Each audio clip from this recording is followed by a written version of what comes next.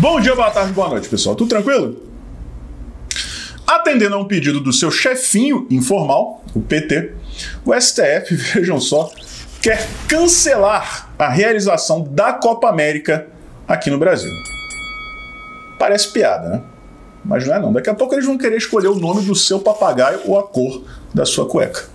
Nesse vídeo aqui eu vou mostrar para vocês o conteúdo do pedido do Lewandowski e o porquê disso ser tão surreal na realidade atual que o mundo vive.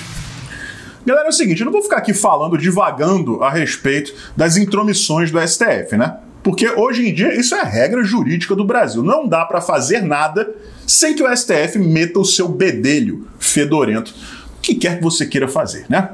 Vamos direto à matéria aqui. Vejam aí, Jornal da Cidade Online, 3 de junho de 2021. Hoje, tá? Agora, o STF quer que Bolsonaro se explique sobre Copa América. Gostaria que fosse só isso, tá? A coisa piora bastante. Que haveria uma cachoeira de ações cobrando explicações do presidente sobre a decisão de trazer a Copa América para o Brasil, não havia dúvida. O que impressiona mesmo é o fato do STF, mais uma vez, como um verdadeiro garoto de recados da esquerda política brasileira, receber e, ao invés de orientar os requerentes, simplesmente acatar, despachar e fazer cumprir. E foi o que fez o ministro Lewandowski, que nessa terça-feira despachou a ação do Partido dos Trabalhadores ao Palácio do Planalto, cobrando as explicações sobre o torneio continental e, mais, cobrando mesmo que a decisão seja suspensa por intermédio do mesmo STF. O documento encaminhado pelo Supremo ainda exige que o próprio presidente da República, os ministros da Casa Civil, Saúde e Relações Exteriores sejam intimados a depor sobre a decisão, repito, a depor sobre a Copa América. Exigências absurdas e graves que parecem ter passado pelas mãos de Lewandowski como se fossem itens de uma lista de supermercado, a qual deveria providenciar.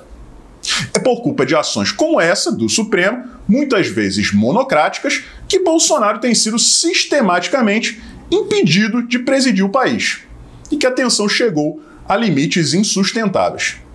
No atual ritmo, logo o presidente terá que pedir autorização para ir ao banheiro. É mais ou menos por aí mesmo. Eles acham que mandam em tudo. Exigir depoimento do presidente da República por conta de uma competição de futebol. Cadê que ele pediu depoimento de governadores, prefeitos, né, dos estados, das cidades? Estão sediando os jogos do Campeonato Brasileiro, da Copa América. Não é só aqui no Brasil, não. Vejam esses exemplos que eu vou mostrar para vocês agora. No último domingo foi realizada a mais recente edição das 500 milhas de Indianápolis, que inclusive foi vencida por um brasileiro, né, o Hélio Castro Neves. Estavam presentes 135 mil fãs. Tão conhecido como as 500 milhas de Indianápolis é o torneio de tênis de Roland Garros, né, que já foi vencido pelo Guga 3 vezes. Ele está sendo realizado entre o dia 24 de maio e 13 de junho, ou seja, está acontecendo agora. E detalhe, como vocês podem ver aí nessa foto do Roger Federer, com público. Assim como os jogos dos playoffs da NBA. Vejam aí, é o estádio do Boston Celtics, quase lotado, praticamente cheio, como as arquibancadas do Grande Prêmio de Monte Carlo de Fórmula 1, que foi realizado no último domingo. Vejam lá, um monte de gente sentadinha assistindo os carrinhos de Fórmula 1 passando, né? Vrum, vrum, vrum. Estão vendo aí, né? Obviamente vai chegar o esquerdista aqui e vai dizer: ah, Ed, mas você é muito burro. Esses países já vacinaram muito mais do que o Brasil. Aí eu responderia: ô esquerdista, o burro é você, porque ao contrário dessas competições aí, a Copa América será realizada de portões fechados e todos os jogadores, todas as delegações, todos os árbitros, bandeirinhas, jornalistas, todo mundo tem que estar vacinado e andar de máscara para cima e para baixo, a não ser que o cara esteja em campo chutando o raio da bola. Qual a diferença, meu querido? A diferença é que aqui a gente tem o STF. Né? Aqui a gente tem o STF, que acha que é dono de tudo.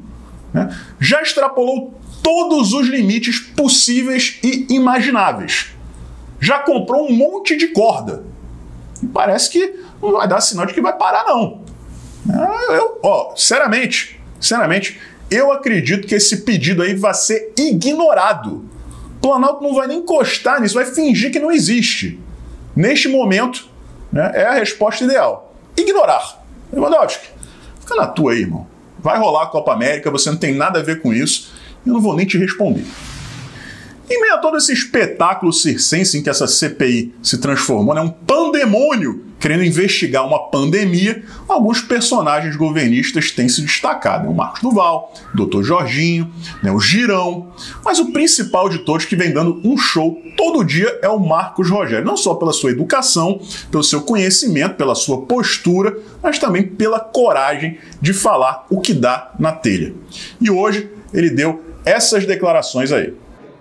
A CPI está se tornando uma CPI absolutamente ilegal, porque na medida em que o tempo está passando, nós estamos vendo ferido, no âmbito da CPI, um dos requisitos formais para a instalação de uma CPI, que é para investigar fato determinado. E o que nós estamos observando é que eles querem dar à CPI uma condição de apurar fato indeterminado.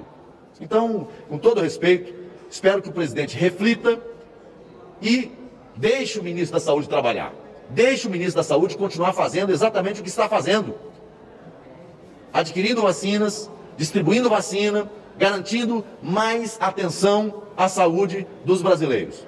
Agora, com relação ao que aconteceu no estado do Amazonas, me parece que a situação já está bem clara. Ali, quem mais sabe do que aconteceu no estado do Amazonas é quem é do Amazonas. Especialmente os senadores do Amazonas. E nós vimos debate acalorado entre senadores do Amazonas, onde eles dizem claramente o que houve lá. O que houve lá foi falta de gestão. Palavras dos dois. Tinha dinheiro, tinha recurso. O que não tinha era uma gestão eficiente, com planejamento para enfrentar aquela situação. Agora, virá também, na próxima semana, o governador do estado do Amazonas, para responder sobre acusações gravíssimas que pesam com relação a ele e ao seu governo. Eu acho que a vinda do secretário aqui é importante, ela pode acrescentar alguns elementos, mas os esclarecimentos que a CPI precisa ter, as evidências que a CPI precisa ter, parte estão nos documentos encaminhados e outra parte, penso, que virá do depoimento do governador do Amazonas e dos secretários de saúde, tanto o atual secretário de saúde, que está preso, quanto do ex-secretário executivo da pasta da saúde do Amazonas. Eu acho que a CPI, assim, tirando essa narrativa estéril, eu disse ontem, a CPI já cansou. A CPI já cansou. As pessoas que estão acompanhando vê o tempo todo a CPI rodando em círculo. É cloroquina, é carta, é uma narrativa interminável. Gabinete paralelo. Agora, onde está a prova?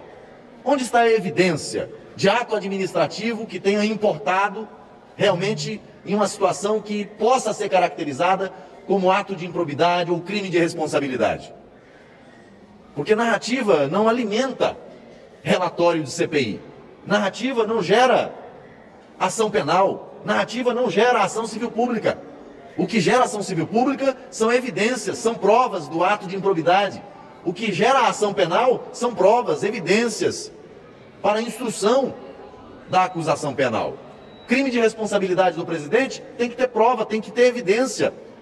E na ausência dessas provas, dessas evidências, eles apelam para as narrativas, que se repetem a todo tempo, o tempo todo. Então, o que eu espero é que a CPI agora parta para uma investigação alargada, levando em consideração justamente os indícios de práticas ilícitas no âmbito dos estados. Bilhões e bilhões de reais foram encaminhados aos estados e municípios para fazer o enfrentamento à Covid-19. O que foi feito com esse recurso? Se nós queremos um relatório que seja consistente, essas informações, essas respostas precisam ser dadas no âmbito da CPI. Vocês viram aí, ele diz o que tem que dizer, né? Na lata, sem medo de ser feliz. Esse é o Marcos Rogério que essa CPI revelou para o Brasil. Quem não é do estado dele dificilmente conhecia o trabalho do Marcos Rogério, a figura dele, o político Marcos Rogério. Eu, pelo menos, conhecia muito superficialmente e hoje me tornei um fã. né? E ele se tornou uma peça fundamental da base governista, indispensável. Por isso mesmo eu disse essa semana que espero que ele acompanhe o Jair Bolsonaro para o Partido Patriota, tá? Hoje no Senado a gente tem alguns senadores fiéis, mas os dois principais são ele e o Flávio Bolsonaro, que finalmente voltou a ser aquele Flávio Bolsonaro, né? Com presença de espírito, participativo, zoeiro quando tem que ser zoeiro. Foi nesse cara que eu votei para senador em 2018. Seja bem-vindo de volta, Flávio. Já tem algumas semanas que você está apresentando esse comportamento e eu fico muito feliz, tá? Não só por mim, não só por você, não só pelo seu pai, mas por todo o Brasil. A gente precisa de você desse jeito no Senado. Então, Marcos Rogério, meu camarada, você arrebentou. Você falou tudo que nós brasileiros temos engasgado em nossas goelas, tá? Graças a Deus que a gente tem alguém como você lá, que faz parte da CPI, ao contrário do Flávio, que não pode, né? Filho de um investigado não pode fazer parte. Por outro lado, não tem esse problema. Pai de governador é o relator da CPI, mas nós somos diferentes.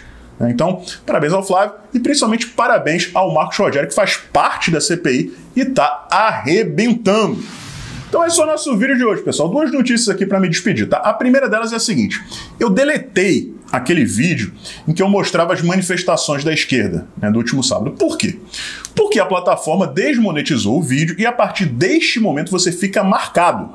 O seu scanner robótico, né, para ver se tem alguma coisa errada com o teu vídeo, fica mais rígido, tá? Eu deletei.